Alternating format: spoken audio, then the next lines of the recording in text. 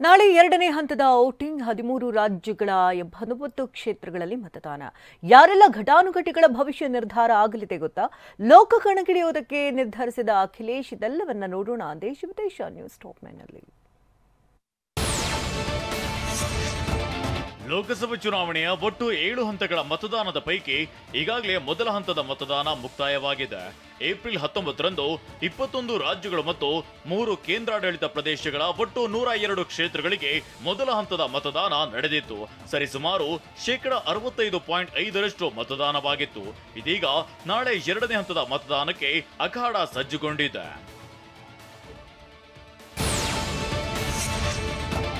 ನಾಳೆ ಒಟ್ಟು 13 ರಾಜ್ಯಗಳ 89 ಲೋಕಸಭಾ ಕ್ಷೇತ್ರಗಳಿಗೆ ಎರಡನೇ ಹಂತದ ಮತದಾನ ನಡೆಯಲಿದೆ.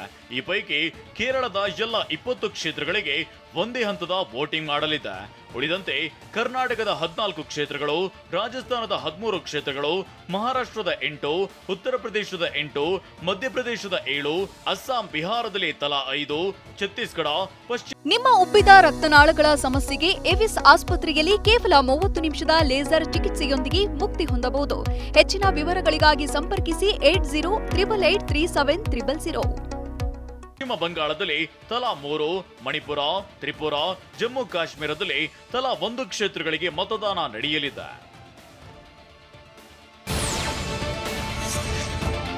ಎರಡನೇ ಹಂತದ ಮತದಾನದಲ್ಲಿ ಘಟಾನುಘಟಿ ಅಭ್ಯರ್ಥಿಗಳು ಕಣದಲ್ಲಿದ್ದಾರೆ. ರಾಹುಲ್ ಗಾಂಧಿ ಸ್ಪರ್ಧಿಸಿರುವ ವಯನಾಡು ಕ್ಷೇತ್ರಕ್ಕೆ ನಾಳೆಯ ಮತದಾನ ನಡೆಯಲಿದೆ.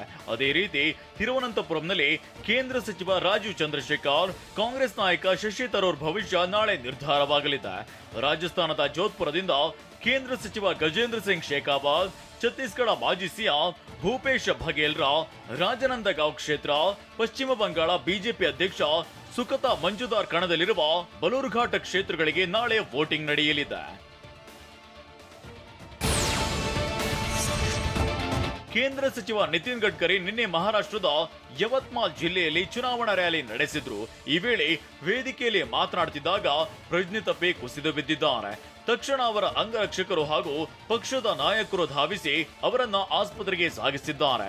ಈ ಕಾರ್ಯಕ್ರಮದಲ್ಲಿ ವೈದ್ಯರು ಇದ್ದ ಕಾರಣ ಅವರನ್ನ ಪರೀಕ್ಷೆ ಮಾಡಿ ಆಸ್ಪತ್ರೆಗೆ ಕರೆದುಕೊಂಡು ಹೋಗುವಂತೆ ಹೇಳಿದ್ದಾರೆ.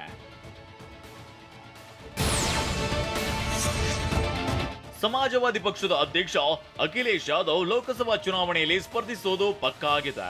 ಉತ್ತರ ಪ್ರದೇಶದ ಕನೌಜ್ ಲೋಕಸಭಾ ಕ್ಷೇತ್ರದಿಂದ ಅಖಾಡಕ್ಕಿಳಿಯಲಿದ್ದಾರೆ. ಮಧ್ಯಾಹ್ನ 12 ಗಂಟೆಗೆ ನಾಮಪತ್ರ ಸಲ್ಲಿಸಲಿದ್ದಾರೆ ಅಂತ ಎಸ್ಪಿ ಮುಖಂಡ ರಾಮ್ ಗೋಪಾಲ್ ಯಾದವ್ ಸ್ಪಷ್ಟಪಡಿಸಿದ್ದಾರೆ. ಕನೌಜ್ ಕ್ಷೇತ್ರ ಸಮಾಜವಾದಿ ಪಕ್ಷದ ಭದ್ರಕೋಟೆಯಾಗಿದ್ದು 2019ರಲ್ಲಿ ಬಿಜೆಪಿ ಗೆಲುವು ಸಾಧಿಸಿತ್ತು. ಲೋಕಸಭಾ ಚುನಾವಣಾ ಅಖಾಡದಲ್ಲಿ ಉತ್ತರ ಪ್ರದೇಶದ ಅಮೇಥಿ ಕ್ಷೇತ್ರ ಸಂಚಲನ ಮೂಡಿಸಿದೆ. ಇಲ್ಲಿ ಮೇ 20ರಂದು ಮತದಾನ ನಡೆಯಲಿದೆ. ಕಾಂಗ್ರೆಸ್ ಪಕ್ಷ ಇನ್ನೂ ಅಭ್ಯರ್ಥಿಯನ್ನ ಘೋಷಣೆ ಮಾಡದೆ ಕುತೂಹಲ ಮುಂದುವರೆಸಿದೆ. ಆದರೆ ಈಗಾಗಲೇ ಅಮೇಥಿಯಲ್ಲಿ ಪ್ರಿಯಾಂಕಾ ಗಾಂಧಿ ಪತಿ ರಾಬರ್ಟ್ ವಾದ್ರಾ ಅವರ ಪೋಸ್ಟರ್ ಎಲ್ಲೆಡೆ ರಾರಾಜಿಸುತ್ತಿದೆ. ಅದರಲ್ಲಿ ಈ ಬಾರಿ ರಾಬರ್ಟ್ ವಾದ್ರಾ ಅನ್ನೋ ವಾಕ್ಯ ಬರೆಯಲಾಗಿದೆ. ವಿವಿಧ ಬೇಡಿಕೆಗೆ ಒತ್ತಾಯಿಸಿ ತಮಿಳುನಾಡಿನ ರೈತರು ದೆಹಲಿಯ ಜಂತರ್ ಮಂತರ್ನಲ್ಲಿ ಪ್ರತಿಭಟನೆ ನಡೆಸಿದ್ರು. ನಿನ್ನೆ ರೈತರು ಮರವನ್ನೇರಿ ವಿಭಿನ್ನವಾಗಿ ಹೋರಾಟ ಮಾಡಿದ್ರು. ಈ ವೇಳೆ ಕೆಲ ಮಹಿಳೆಯರೊಬ್ಬರು ಕೂಡ ಮರವನ್ನೇರಿ ಪ್ರತಿಭಟಿಸಿದ್ರು. ಅವರನ್ನ ಕೆಳಗೆ ಇಳಿಸಲು ಪೊಲೀಸರು ಹರಸಾಹಸ ಪಡಬೇಕಾಯಿತು.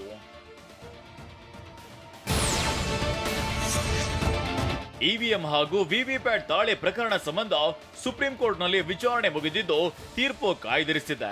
ಚುನಾವಣೆಯನ್ನ ನಿಯಂತ್ರಿಸಲು ಸಾಧ್ಯವಿಲ್ಲ, ಕಾರ್ಯನಿರ್ವಹಿಸುವಂತೆ ಸಾಂವಿಧಾನಿಕ ಅಧಿಕಾರ ಹೊಂದಿರೋ ಚುನಾವಣಾ ಆಯೋಗಕ್ಕೆ ನಿರ್ದೇಶನ ನೀಡಲು ಸಾಧ್ಯವಿಲ್ಲ ಅಂತ ಕೋರ್ಟ್ ಅಭಿಪ್ರಾಯಪಟ್ಟಿದೆ. ತಾಂತ್ರಿಕ ಪ್ರಶ್ನೆಗಳಿದ್ರೆ ಭಾರತೀಯ ಚುನಾವಣಾ ಆಯೋಗದಿಂದ ಸ್ಪಷ್ಟನೆ ಕೇಳಿ ಅಂತ ಅರ್ಜಿದಾರರಿಗೆ ಸೂಚಿಸಿದೆ.